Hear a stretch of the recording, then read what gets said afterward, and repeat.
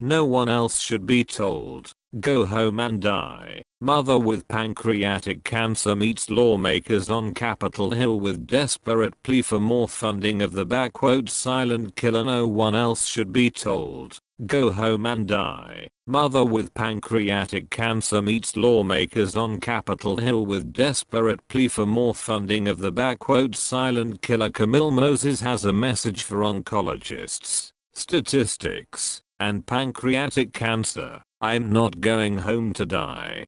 In fact, she is in remission. 5 years ago, Camille was diagnosed with pancreatic cancer, one of the most deadly forms of the disease. The 5-year survival rate for pancreatic cancer is just 9%. Camille, now 58, is one of that tiny minority, and determined to use her second chance to remind other patients that they could be too. She had an unheard of total response to the aggressive chemotherapy she was given, and now has a new purpose to her life, being living proof that pancreatic cancer patients deserve treatments, funding for better ones, and a chance to live. When her long daily walks with her 3 big babies, her beloved dogs, started hurting her back and leaving her winded, Camille figured that at age 53, it was about time menopause came calling. But when her pain intensified, she went to the ER where CT scans revealed spots on her pancreas, liver, and lungs in March 2012. The doctor ordered blood tests and a biopsy of her liver. Camille's heart sank. This was a similar sequence to what had preceded her mother's death from pancreatic cancer, when Camille was just 24. A few days later, she was back at the hospital for her results.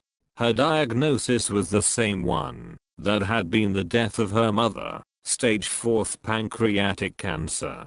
Camille started to panic, and was given Valium to calm her down.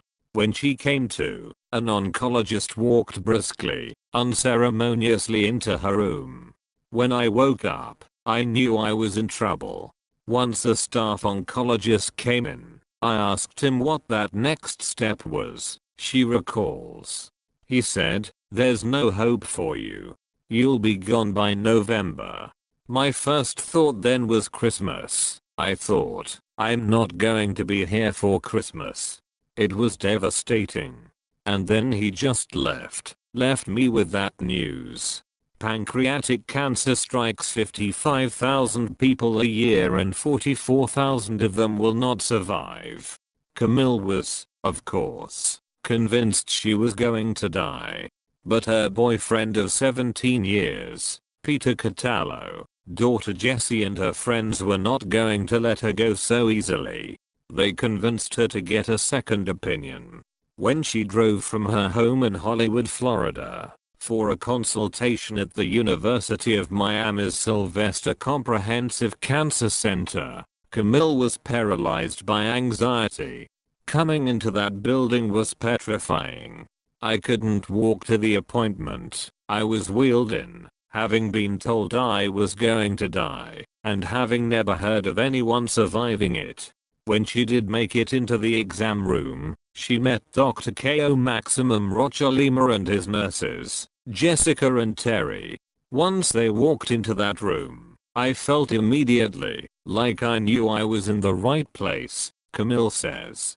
Dr. Rocha Lima plotted out an explanation of her cancer, why options like surgery were out of the question, and what approaches were left for her on big pads of paper. He was honest and direct, but he wasn't giving Camille a death sentence. There was one option they could try, a very aggressive form of chemotherapy, called FOLFIRINOX.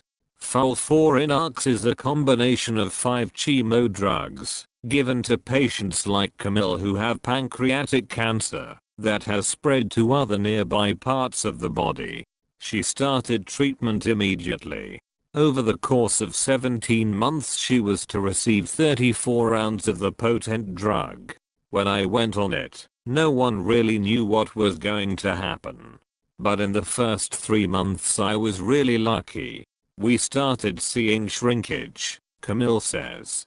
She was still very sick, weak, weighed less than 100 pounds, and could barely do a lap around her coffee table, but the hope the drug was giving her was even more important than her physical strength to Camille. I thought, somebody has to beat this cancer. Why not me? She recalls. Inspired, she resolved to live her life normally. Even on her way to treatments, Camille did her hair and her makeup, and dressed in the clothes she loved. I never let cancer interfere with who I was, she says. Camille kept getting treatments, and her scans kept coming back cleaner. She finished the 17 months of treatment. Her doctors told Camille she could take a chemo holiday and give her body a little break from the assault of cancer-fighting drugs.